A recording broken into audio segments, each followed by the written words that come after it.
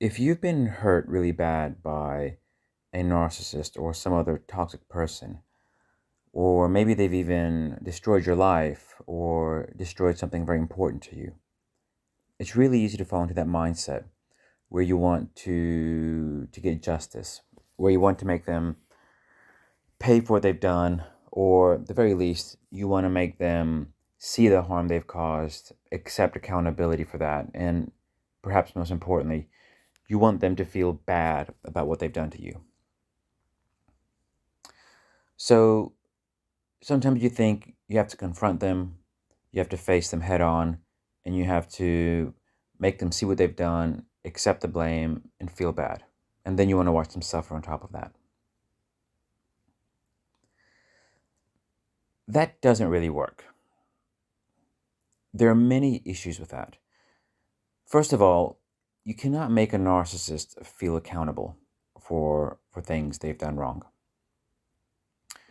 Because narcissists are natural projectors. Whenever somebody points a finger at them or make them see that they've done or try to make them see that they've done something wrong, narcissists immediately reframe the narrative in their mind. They recount the facts as if somebody else was to blame for that somebody else did something to cause the issue, that there's more to the story than what you're relaying to them. And they can very, very quickly come up with excuses and project the blame onto other people, including you. And in terms of making them feel bad, even if you were able to show them the harm they caused you, or even if it wasn't about them accepting they caused you harm, even if you were just trying to make them feel bad because you're feeling bad and something bad has happened to you, narcissists can't really feel bad for other people. They can't really accept that you're in an unfortunate position and they need to feel bad, because in the narcissist mind, they are the biggest victims. They feel that they have been wronged by people so many times. They feel they have been wronged by you. They hold that victimhood mentality. And a lot of that comes from, childhood wounds that's carried over into their later life. And they can quickly in their minds create some narrative that suggests that they're a bigger victim than you are. And all of a sudden, you enter into a discussion with them where they start talking about where they've been wrong and maybe where you've wronged them, and all of a sudden you start feeling bad. So you want to get them to feel bad for the harm they've caused you, or at least to recognize your suffering. But all of a sudden, you find yourself in a situation where they suddenly become the victim of some circumstance which just arose out of the blue. They just manufactured it. So narcissists are really good at projecting. They're really good at constructing and reconstructing narratives to kind of to suit them, to support that they have been wronged more than everybody, that they don't owe it to anybody to feel sorry, to even accept their own wrongdoings, to hurt other people. They don't really accept any of that. And the fact that you're trying to force them to accept that they've hurt you, and to force them to accept that they've caused you harm, or maybe you're not even trying to force that upon them. Maybe you're just trying to get back at them. The fact that you're giving them your attention, that you are being bothered by something they did, that you're trying to challenge them, you're trying to change their way of thinking. Maybe you're even trying to punish them. Maybe you're even trying to threaten them. The fact that they are under your skin in that way, and that your emotions are in a way being controlled by them left, right, center, because whatever they did to you is really got you wound up, getting the rise out of you and trying to get you to, they're getting you to try and get them to become complacent and accepting of what you're saying. You are just validating them and you are fueling them because they're under your skin and they're driving your emotions. And in a way, you've lost control of yourself and you haven't even realized it because of whatever it was they did to you. So when you have that kind of confrontation, when you have that kind of argument, you can never win, Because in their mind,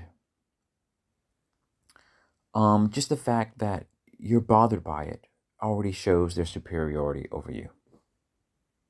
Just the fact that you're trying to get them to see things the way you want, or just the fact that you feel the need to confront them because they bothered you, shows how they can control your emotions and your emotional state, and it gives them that sense of power and leverage over you.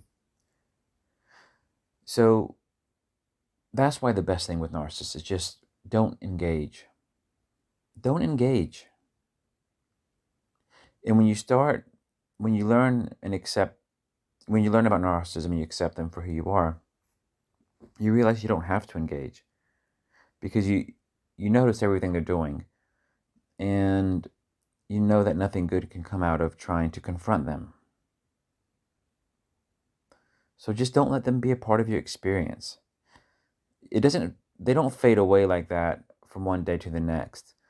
But once you've had that shift in the way that you deal with them, then going forward, you can gradually put your, whatever the nature of your relationship with them is, you can put that into a place that suits you more.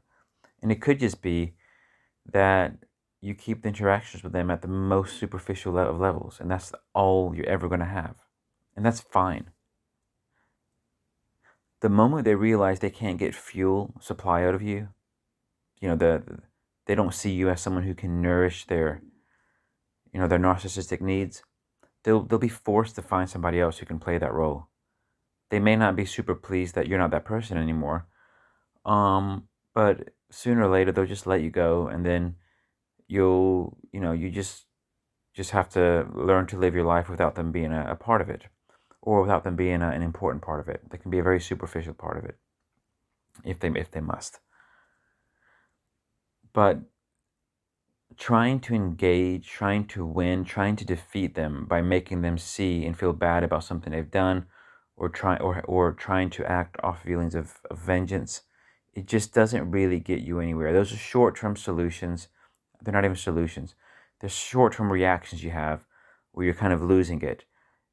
If you're even having those thought reactions, it just shows that you've allowed them to get too close to you, that they've invaded your personal space a bit too much, that the bond between you and them is a bit too strong. It just means you need distance, and you need to weaken any bond towards them.